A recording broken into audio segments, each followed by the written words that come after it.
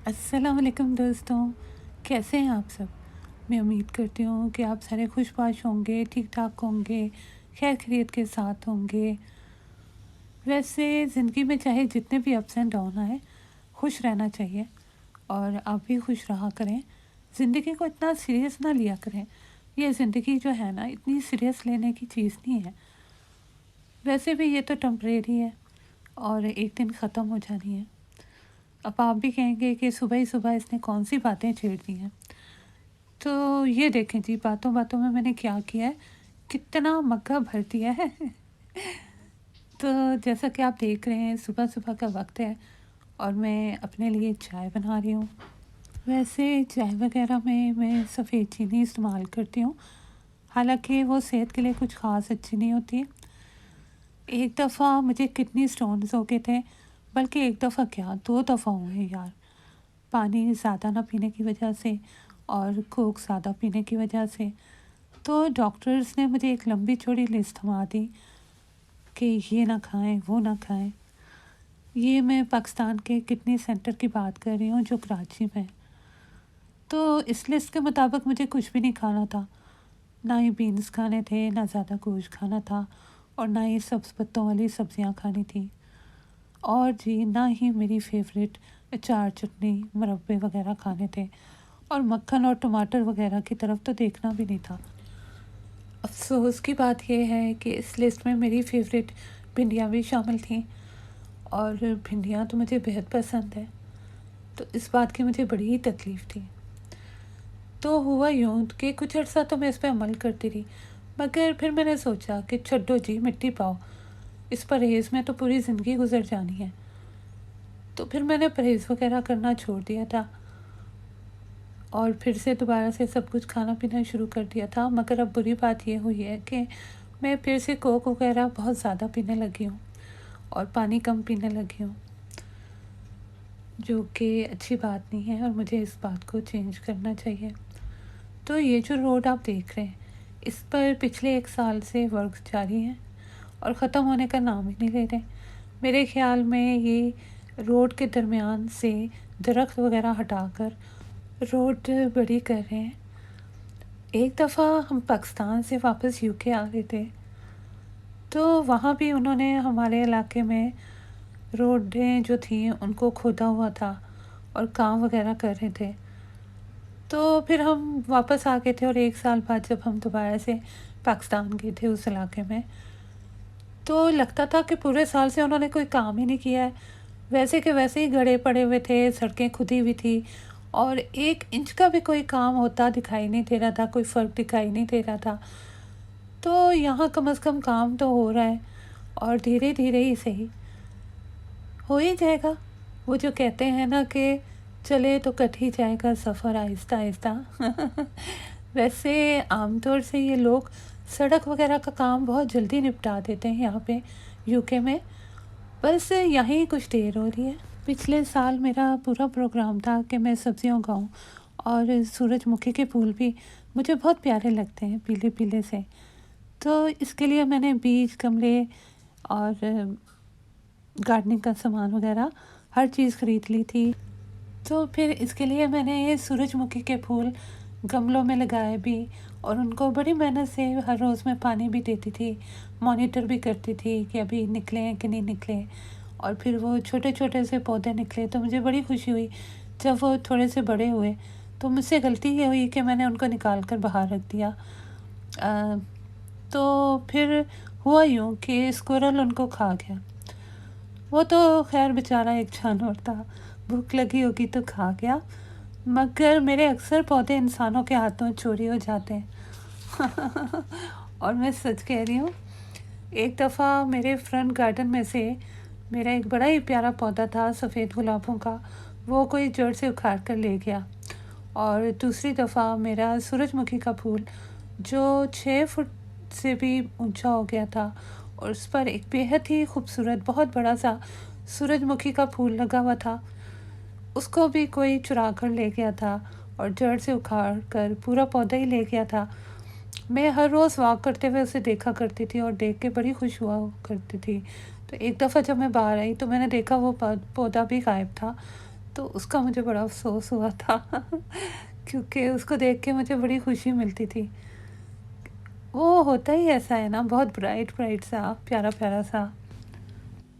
तो आज मैं आपको प्रॉन्स की एक ऐसी रेसिपी दूंगी जो हमारी फेवरेट डिश है और हम इसे अक्सर बनाते हैं, बल्कि बहुत बनाते हैं और कई सालों से बनाते हैं मैंने पहले थोड़ी सी वीडियो इसकी शामिल की थी, मगर मैंने उस वीडियो में रेसिपी नहीं बताई थी, तो आज मैं आपको वो रेसिपी बताने लगी हूँ। तो सबसे पहले आप अदरक लहसुन काट कर उसको थोड़े से तेल में फ्राई करें। मैं आमतौर पे लहसुन बहुत बारीक बारीक काटती हूँ, लेकिन आज जल्दी में मैंने थोड़ा सा मोटा काट लिया है। लेकिन अदरक मैं मोटे मोटे पीस ही काटती हूँ, क्योंकि मैंने जब भी चाइनीज़ खाना खाया उसमें अदरक मोटे ही पीसेस में शामिल की गई होती है। यहाँ पे जिन जिन जगहों पे मैंने चाइनीज़ खाना खाया है वहाँ तो यही सीन पार्ट था, यानी अदरक इसी तरीके से मोटे मोटे पीसेस में शामिल की गई थी। सारी जगहों का मुझे पता नहीं है।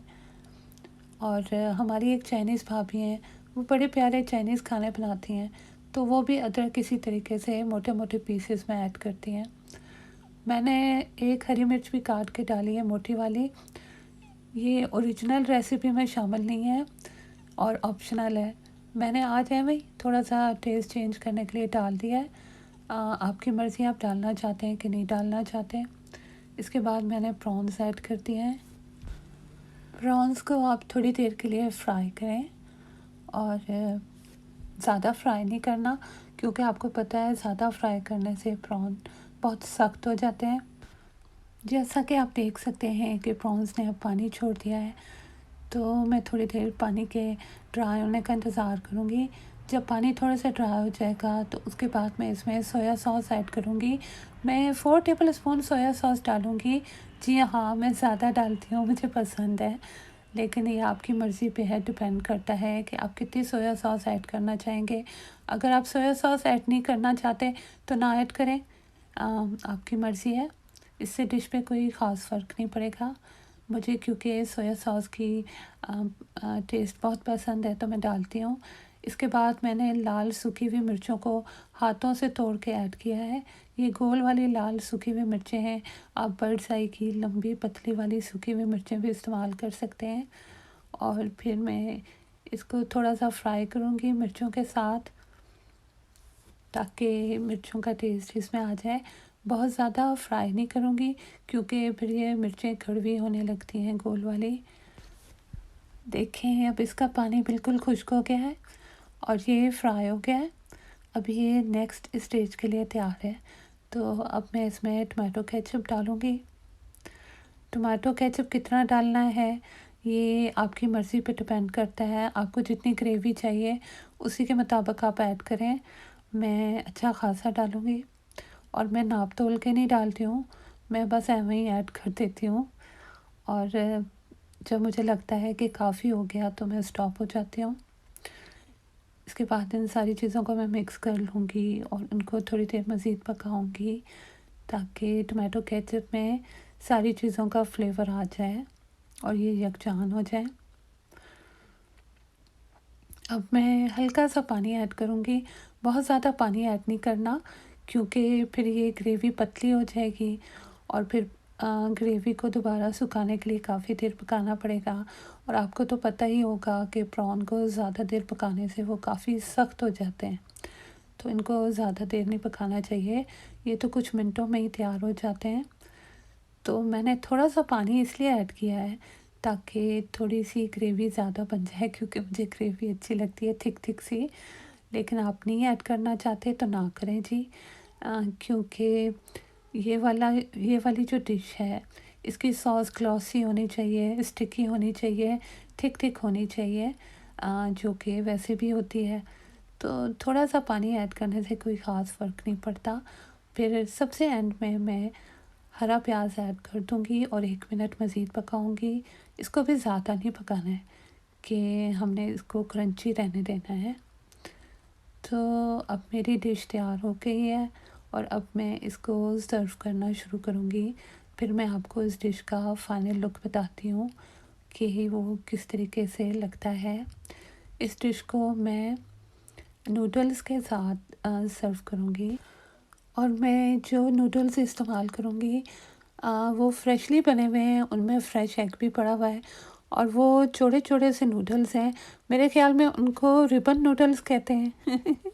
मुझे कुछ ख़ास याद नहीं है, लेकिन शायद ऐसे ही कहते हैं। तो अब मेरी डिश तैयार हो गई है, तो अब मैं इसको सर्व करने की तैयारी करती हूँ और फिर आपको इसका फ़ाइनल लुक दिखाती हूँ। तो जनाब, ये है मेरी डिश का फ़ाइनल लुक। माशाल्लाह से मज़े की लग रही है ना?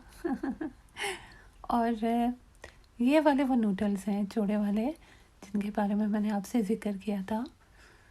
तो अब मैंने दोनों को मिक्स कर लिया है, यानी खाने की तैयारी कर ली है। तो ये है जी इसका फाइनल लुक और बहुत मज़े के बने थे माशाल्लाह से। आप भी ज़रूर ट्राई कीजिएगा। तो इस वक्त शाम का वक्त हो रहा है और मैं चाय बनाने की तैयारी कर रही हूँ। पता नहीं क्या बात है, आजकल मैं सुबह शाम चाय पी रही हूँ, वरना आमतौर पे सिर्फ सुबह को ही हम चाय पीते थे और शाम की चाय के साथ मैं अक्सर बिस्किट भी लेती हूँ। मुझे वो जेली वाले बिस्किट बहुत अच्छे लगते हैं, जिनमें लाल रंग की जेली पड़ी होती है। और एक दफ़ा फिर से मैंने चाय के मग्गे को बहुत भर दिया था, फिर थोड़ी सी चाय मुझे निकालनी पड़ी। वैसे मुझे मलाई वाली चाय बहुत अच्छी लगती है, लेकिन यहाँ यूके के मिल्क को जितना भी आप उबालो, इतनी मलाई नहीं बनती, बल्कि कभी कभार तो बिल्कुल नहीं बनती, जबकि हमारे मुल्क में तो बहुत थिक थिक सी मलाई की लेयर बन जाती थी। तो गोश्त का एक पैकेट फ्रिज में पड़ा हुआ था और उसमें थोड़ा सा गोश्त था, तो मैंने सोचा उसको भी काम में लाया जाए और उसके लिए झटपट सी एक डिश बना ली जाए। इस डिश के लिए हमेशा मैं गोश्त को पहले ही उबाल के रख लेती हूँ, पका हुआ होता है। फिर उसको मैं थोड़े से तेल में और थोड़ा सा मक्खन डाल के फ्राई करती हूँ। जब वो थोड़ा सा फ्राई हो जाता है तो फिर मैं उसमें अदरक लहसुन मोटा मोटा कटा हुआ, हरी मिर्चें मोटी कटी हुई और काली मिर्चें नमक ऐड करती हूँ। तो ये मेरी डिश तैयार हो जाती है। मक्खन का टेस्ट इस डिश में बहुत अच्छा लगता है। जिस तरीके से आप कहीं चर्बी वाली डिशेस खाते हैं तो उसमें चर्बी का टेस्ट आता है, इसी तरीके से इसमें मक्खन का बहुत अच्छा फ्लेवर आता है। जब मेरे बचपन में हम हैदराबाद में रहते थे और मैं स्कूल में पढ़ा करती थी, तो हैदराबाद में एक कैफ़े जॉर्ज हुआ करता था उस ज़माने में, और उसकी क्रीम चाम्प्स हमें बहुत अच्छी लगती थी।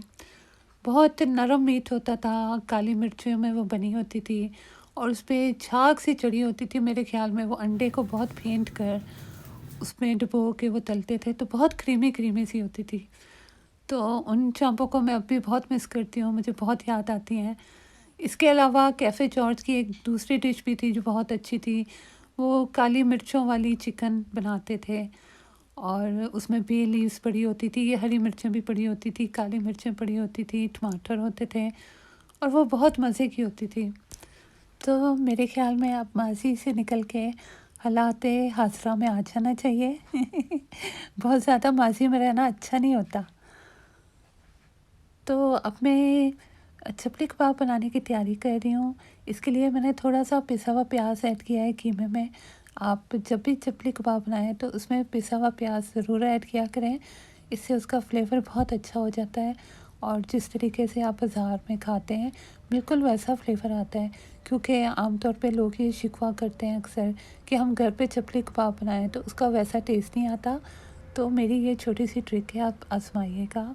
इसके अलावा मैंने ढेर सारा, काफ़ी सारा, बल्कि बहुत सारा हरा मसाला ऐड किया है, हरी मिर्चें ऐड की हैं, लहसुन को मैंने पीस के डाला है और अदरक को भी डाला है और अदरक को आप छोटे छोटे पीसेस में काट के भी ऐड कर सकते हैं।